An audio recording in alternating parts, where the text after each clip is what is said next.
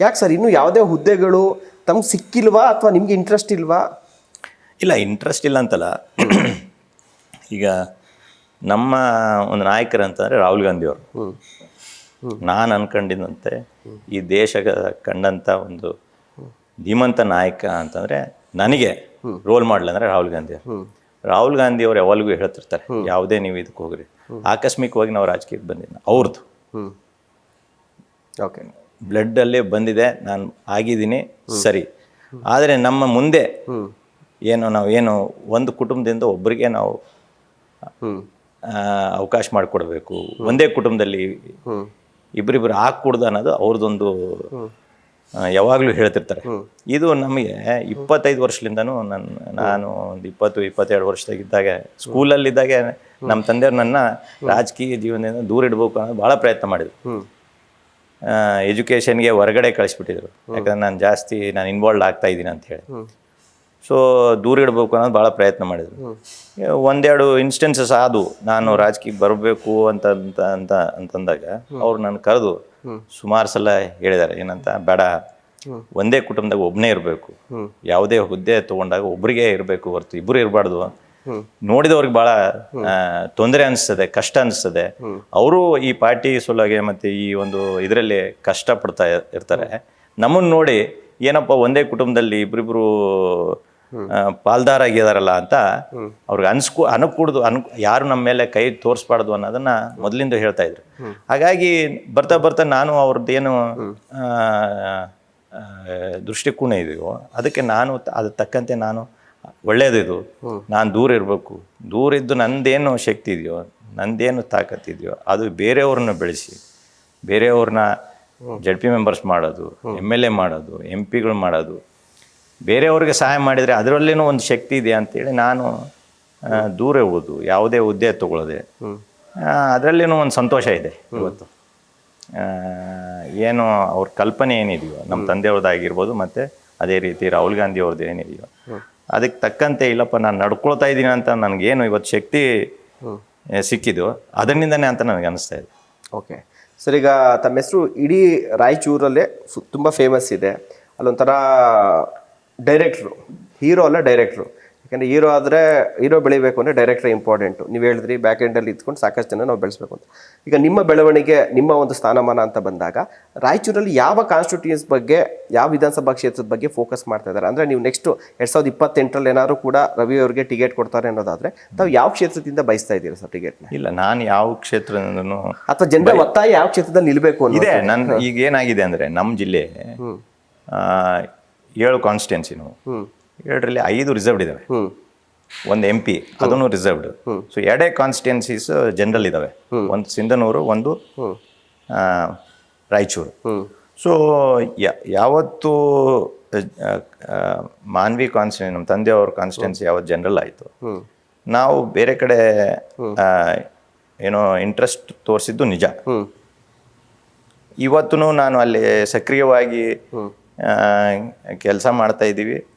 ಮತ್ತು ಅದೇನಂತಂದರೆ ಎಲ್ಲೋ ಒಂದು ಕಡೆ ಜಿಲ್ಲಾ ಹೆಡ್ ಕ್ವಾರ್ಟರ್ಸು ರಾಯಚೂರು ಸಿಟಿ, ಇಲ್ಲಿ ಬೆಳವಣಿಗೆಗಳು ಆದರೆ, ಯಾಕಂದರೆ ನೀವು ನೀವು ರಾಜ್ಯದಲ್ಲಿ ನೋಡ್ರಿ, ಎಲ್ಲ ಡಿಸ್ಟಿಕ್ ಹೆಡ್ ಕ್ವಾರ್ಟರ್ಸಲ್ಲಿನೂ ಕೊನೆ ಡಿಸ್ಟ್ರಿಕ್ಟ್ ಯಾವುದನ್ನ ಇದ್ದರೆ ಮತ್ತು ಅದು ಆ ಹೆಡ್ ಕ್ವಾರ್ಟರ್ಸ್ ಯಾವುದನ್ನ ಇದ್ದರೆ ಅದು ರಾಯಚೂರು ಅಂತ ಬರ್ತದೆ. 28, 29, 30, 31ನೇ ಸ್ಥಾನದಾಗ ಇರ್ತೀವಿ ನಾವು ಎಲ್ಲ. ನೀವು ಎಲ್ಲ ಹ್ಯೂಮನ್ ಇಂಡೆಕ್ಸಲ್ಲಿ ನೋಡ್ರಿ. ಸೊ ಎಲ್ಲೋ ಒಂದು ಕಡೆ ನಾವು ಒಂದು ಛಲ ಅದು. ಇವತ್ತು ಅದು ಬದಲಾವಣೆ ಆಗಬೇಕು. ಅದು ನಮ್ಮದು ಇಡೀ ರಾಜ್ಯದಲ್ಲಿ ಒಂದು ಹೆಸರು ಬರಬೇಕು, ಎಲ್ಲ ಮೂಲಭೂತ ಸವಲತ್ತುಗಳು ಅಲ್ಲಿ ಸಿಗಬೇಕು. ನಮ್ಮ ಜನರಿಗೂ ಒಂದು ಎಲ್ಲೋ ಒಂದು ಕಡೆ ಒಂದು ಆಶಾಭಾವನೆ ಇದೆ. ಎಲ್ಲೋ ಒಂದು ಕಡೆ ನಮ್ಮ ಬದುಕು ಬದಲಾವಣೆ ಆಗ್ತದೆ. ಬೇರೆ ಬೇರೆ ಏನೋ ಸಿಟೀಸ್ ಯಾವ ರೀತಿ ಬದಲಾವಣೆಗಳಾಗಿದ್ದಾವೆ, ಡೆವಲಪ್ ಆಗಿದ್ದಾವೆ, ನಮ್ಮದು ಆಗಬೇಕು ಅನ್ನೋದು ಪ್ರತಿಯೊಬ್ಬರದ್ದು ಅಲ್ಲಿ ಒಂದು ಕೋರಿಕೆ. ಇವತ್ತು ಆ ದೃಷ್ಟಿಕೋನದಿಂದ ರಾಯಚೂರಲ್ಲಿ ಕಾನ್ಸಂಟ್ರೇಟ್ ಮಾಡೋದು ನಿಜ. ಅಲ್ಲದೆ ಹೋದ್ರೇನು ಎಲ್ಲ ಕಡೆನೂ ನಾವು ಅದು ಮಾನ್ವಿ ಆಗಿರ್ಬೋದು, ರಾಯಚೂರು ಗ್ರಾಮೀಣದಾಗ ಆಗಿರ್ಬೋದು, ದೇವದುರ್ಗ ಆಗಿರ್ಬೋದು, ಎಲ್ಲ ಕಡೆನೂ ನಮ್ಮಿಂದ ಆಗ್ತದೋ ನಾವು ಅಲ್ಲಿ ಲೀಡರ್ಸ್ನು ಬೆಳೆಸೋಕ್ಕೆ ನೋಡ್ತಾ ಇದ್ದೀವಿ. ಅದೇ ರೀತಿ ಅಲ್ಲಿ ಏನೇನು ಡೆವಲಪ್ಮೆಂಟ್ ಆಗ್ಬೋದು ನಮ್ಮಿಂದ ಅದನ್ನು ಮಾಡೋಕ್ಕೆ ಪ್ರಯತ್ನ ಮಾಡ್ತಾ ಇದ್ದೀವಿ. ಓಕೆ ಸರ್, ಒಬ್ಬ ಹಿರಿಯ ರಾಜಕಾರಣಿ ಮಗ ಅಥವಾ ಮಿನಿಸ್ಟ್ರ್ ಮಗ ಅನ್ನುವಂಥ ಕಾರಣಕ್ಕಾಗಿ ಪಕ್ಷದ ದೊಡ್ಡ ದೊಡ್ಡ ನಾಯಕರು ಕರೆದು ತಮಗೆ ಗೌರವಿಸೋದು ಅಥವಾ ತಮಗೆ ಮಾತಾಡಿಸೋದು ತಮ್ಮ ಮೇಲೆ ಭರವಸೆ ಇಡುವಂಥದ್ದು ತೀರಾ ಅಪರೂಪ. ಏಕೆಂದರೆ ಎಷ್ಟೋ ಮಿನಿಸ್ಟ್ರ್ ಮಕ್ಕಳು ಹೈಕಮಾಂಡ್ ನಾಯಕರಿಗೆ ಗೊತ್ತೇ ಇಲ್ಲ. ಬಟ್ ಆದರೆ ತಾವು ಈ ಮಟ್ಟದಲ್ಲಿ ಒಂದು ಕಡೆ ನಿಮ್ಮ AICC-ನಲ್ಲಾಗಿರ್ಬೋದು, ರಾಹುಲ್ ಗಾಂಧಿ ಅವ್ರ ಹತ್ರ ಆಗಿರ್ಬೋದು, ಅಥವಾ ಗಾಂಧಿ ಕುಟುಂಬದಲ್ಲಾಗಿರ್ಬೋದು, ಮಲ್ಲಿಕಾರ್ಜುನ್ 1-to-1 ಇದ್ದೀರಿ. ಜೊತೆಗೆ ರೇವಂತ್ ರೆಡ್ಡಿ ಅವ್ರ ಜೊತೆ ತುಂಬ ನಿಮ್ಮ ಒಂದು ಆತ್ಮೀಯವಾದಂಥ ಸ್ನೇಹ ಅನ್ಬೋದು ಅಥವಾ ಅಣ್ಣ ತಮ್ಮ ರಿಲೇಷನ್ಶಿಪ್ಪು ಅನ್ನುವಂಥದ್ದು ಗೊತ್ತಿಲ್ಲ. ಹೀಗೆ ಸಾಕಷ್ಟು ಒಂದು ರಾಷ್ಟ್ರೀಯ ಮಟ್ಟದ ಲೀಡರ್ಗಳ ಜೊತೆಯಲ್ಲಿ ರಾಜ್ಯ ಮಟ್ಟದ ಲೀಡರ್ಗಳ ಜೊತೆ, ಅದು DK ಶಿವಕುಮಾರ್ ಅವರಾಗಿರ್ಬೋದು, ಸಿದ್ದರಾಮಯ್ಯ ಅವರು ಆಗಿರ್ಬೋದು, ಅವ್ರ ಜೊತೆನೂ ಕೂಡ ನಿಮ್ಮ ಒಡನಾಟ ತುಂಬ ಇದೆ. ಒಂದು ತುಂಬ ಭರವಸೆಯನ್ನು ಇಟ್ಟಿದ್ದಾರೆ. ಆ ಒಂದು ರ್ಯಾಪು ಹೇಗೆ ಬಿಲ್ಡ್ ಆಯಿತು ಸರ್ ಅಂತ? ಅದು ನಿರಂತರವಾಗಿ ಬರಬೇಕು. ಅದು ನೀವು ಅದಕ್ಕೆ ಹೇಳಿದ್ನಲ್ಲ, ನನ್ನ ಹೆಂಡತಿಯನ್ನು ಯಾಕೆ ಗೌರವಿಸ್ತೀನಿ ಅಂತಂದರೆ ನಿರಂತರವಾಗಿ ಹಗಲು ರಾತ್ರಿ ಇಲ್ಲ ಅಂತ. ಯಾವತ್ತು ನಮ್ಗೆ ಏನೇ ಪಾರ್ಟಿ ಪಕ್ಷದಿಂದ ಏನೇ ನಮಗೆ ನಿರ್ದಿಷ್ಟವಾಗಿ ಈ ಥರ ನೀವು ಹೋಗ್ಬೇಕು, ಅಲ್ಲಿ ಬೈ ಎಲೆಕ್ಷನ್ಸ್ ನಡೀತಾ ಇದ್ದಾವೆ ಅಥವಾ ಪಾರ್ಟಿ ಕಾರ್ಯಕ್ರಮಗಳಿದಾವೆ ಅಥವಾ ಏನೋ ಎಲ್ಲೋ ಒಂದು ಕಡೆ ತೊಂದರೆ ಆಗಿದೆ ನೀನು ಹೋಗ್ಬೇಕು ಅಂತಂದಾಗ ಎಲ್ಲ ಬಿಟ್ಟು ಹೋಗಿದ್ದೀವಿ. ತಿಂಗಳಾನ್ಗಟ್ಲೆ ಅಲ್ಲಿದ್ದು ಪಾರ್ಟಿ ಕೆಲಸ ಮಾಡಿದ್ದೀವಿ. ಅಲ್ಲಿ ನಮ್ಮ ಕೆಲಸ ನೋಡ್ಬಿಟ್ಟು ಜನರಲ್ ಆಗಿ ಎಲ್ಲ ನಾಯಕರು ಬರ್ತಾರೆ. AICC-ನಿಂದ ಹಿಡಿದು ನಮ್ಮ CM ಅವರಾಗಿರ್ಬೋದು, DCM ಅವರಾಗಿರ್ಬೋದು, ಎಲ್ಲ ಮಿನಿಸ್ಟರ್ಸ್ ಆಗಿರ್ಬೋದು, ಆ ಒಂದು ಕ್ಷೇತ್ರಗಳಲ್ಲಿ ಅಂದರೆ ಇವಾಗ ಗೋವಾ ಎಲೆಕ್ಷನ್ ಅಲ್ಲಿ ದಿನೇಶ್ ಗುಂಡೂರಾವ್ ಅವರು ಇನ್ಚಾರ್ಜ್ ಆಗಿದ್ರು ಜನರಲ್ ಸೆಕ್ರೆಟರಿಯಾಗಿ. ಅಲ್ಲಿ ಎಲೆಕ್ಷನ್ಗಳಲ್ಲಿ ಕೆಲಸ ಮಾಡಿದ್ವಿ. ಒಂದು ತಿಂಗಳಿದ್ವಿ ಅಲ್ಲಿ. ಕಂಪ್ಲೀಟ್ 1 ಮಂತ್ ಎಲ್ಲ ಮನೆ ಮಠ ಎಲ್ಲ ಬಿಟ್ಟು ಅಲ್ಲೇ ಕ್ಯಾಂಪ್ ಹೊಡೆದು ಗೋವಾದಾಗಿದ್ವಿ. ಅದೇ ರೀತಿ ತೆಲಂಗಾಣದಾಗ ಈಗೆಲ್ಲ 2018-ನಲ್ಲೇ 2-3 ತಿಂಗಳಿದ್ದೆ. ಹಂಗೆ ಮಾಡಿದಾಗ ಏನಾಗ್ತದೆ ಅಂದರೆ ನಮ್ಮ ಕೆಲಸ ನೋಡ್ಬಿಟ್ಟು ಅವರು ಎಲ್ಲೋ ಒಂದು ಕಡೆ ಎಲ್ಲ ಈ ವ್ಯಕ್ತಿ ಏನೇ ಜವಾಬ್ದಾರಿ ಕೊಟ್ರೇನು ಸರಿಯಾಗಿ ನಿಭಾಯಿಸ್ತಾನೆ ಅಂತ ಒಂದು ನಂಬಿಕೆ ಬಂದಿದೆ. ಅದು ರಾಷ್ಟ್ರ ನಾಯಕರದಾಗಿರ್ಬೋದು, ರಾಜ್ಯ ನಾಯಕರಿಗಾಗಿರ್ಬೋದು. ಅದೇ ಅಲ್ಲದೆ ಎಲ್ಲೋ ಒಂದು ಕಡೆ ನಮ್ಮದೇ ಒಂದು ಒಡನಾಟ ಇದೆ ಎಲ್ಲ ಲೀಡರ್ಸ್ ಜೊತೆಯಲ್ಲಿ. ಅದು ನಮ್ಮ ಒಂದು ಪಕ್ಷದಲ್ಲಿ ಅಲ್ಲದೆ ಬೇರೆ ಬೇರೆ ಪಕ್ಷದಲ್ಲಿನೂ ಎಲ್ಲ ಲೀಡರ್ಸ್ ಕೂಡ ಒಂದು ಒಳ್ಳೆ ಒಡನಾಟ ಇದೆ. ಒಂದು ಗೌರವಪೂರ್ವಕವಾಗಿ ನಾವು ನಡ್ಕೊಂಡಿದ್ದೀವಿ ಅವ್ರ ಜೊತೆಲಿ. ಅವರು ಅಷ್ಟೇ, ನಾವು ಯಾವುದೇ ಹುದ್ದೆಯಲ್ಲಿ ಇಲ್ಲದೆ ಹೋದ್ರೇನು, ಯಾವುದೇ MLA ಸ್ಥಾನದಲ್ಲಿ ಇಲ್ಲದೆ ಹೋದ್ರೇನು, ಯಾವುದೇ ಅಧಿಕಾರದಲ್ಲಿ ಇಲ್ಲದೆ ಹೋದ್ರೇನು ಅವ್ರು ಅಷ್ಟೇ ಗೌರವಪೂರ್ವಕವಾಗಿ. ಇವತ್ತು ನಾನು ಈಗ ಡೆಲ್ಲಿಗೆ ಹೋದ್ರೆ ನನಗೆ ಮುಂದಿಡ್ತಾರೆ ನಮ್ಮ ನಾಯಕರು. ಅದು ಮಿನಿಸ್ಟರ್ಸ್ ಆಗಿರ್ಬೋದು, ಮತ್ತೆ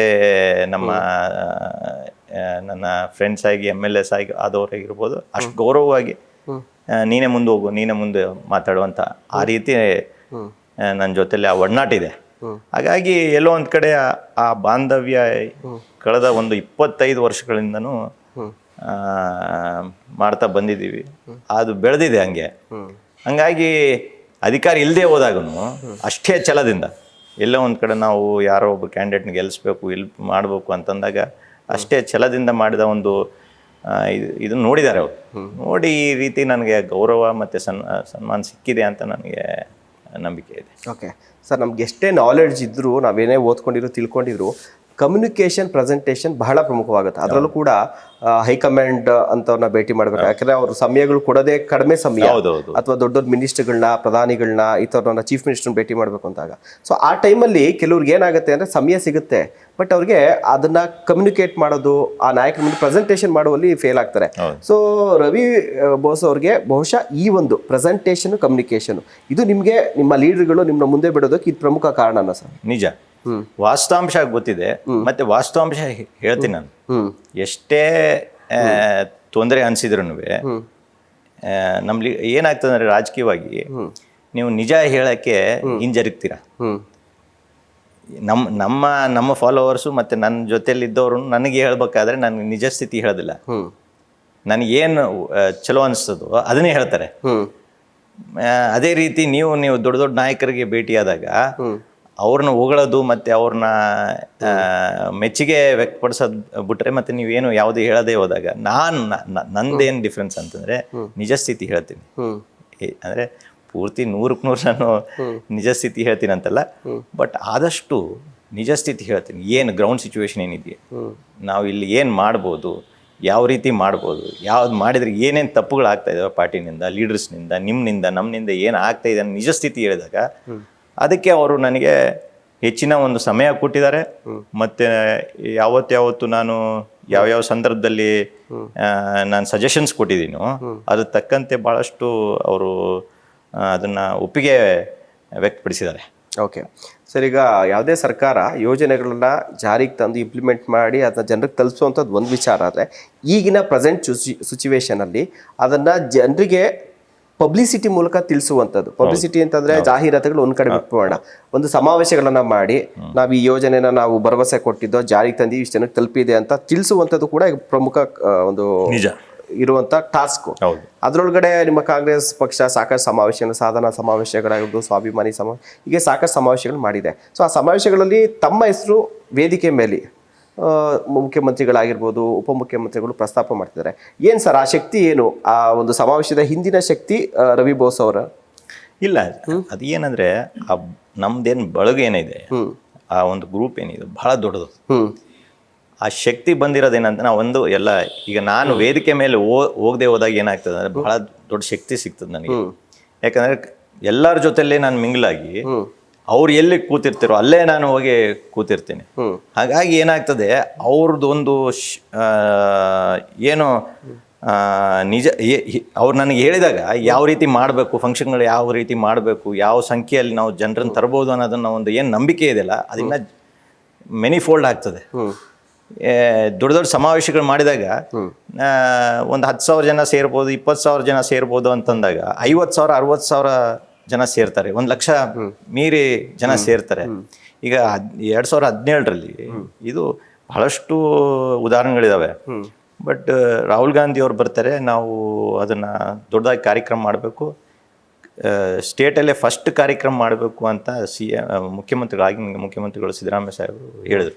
ಮಾಡಬೇಕು, ರಾಯಚೂರಲ್ಲೇ ಮಾಡ್ಬೇಕಾ ಅಂತಂದ್ರು. ಯಾಕಂದ್ರೆ BJP ಅವರು ಲಿಂಗಸೂರಲ್ಲಿ ಒಂದು ಕಾರ್ಯಕ್ರಮ ಮಾಡ್ತಾರೆ, ST ಸಮಾವೇಶ ಅಂತೇಳಿ, ಅಲ್ಲೇ ಮಾಡಬೇಕು, ಅದಕ್ಕಿಂತ ದೊಡ್ಡದಾಗಿ ಮಾಡ್ಬೇಕು ನೀವು ಅಂತಂದಾಗ ಅದು ಇಡೀ ರಾಜ್ಯದಲ್ಲಿ ಮೊದಲನೇ ಪ್ರೋಗ್ರಾಮು ಅಲ್ಲಿ ಮಾಡಿರ್ತೀವಿ.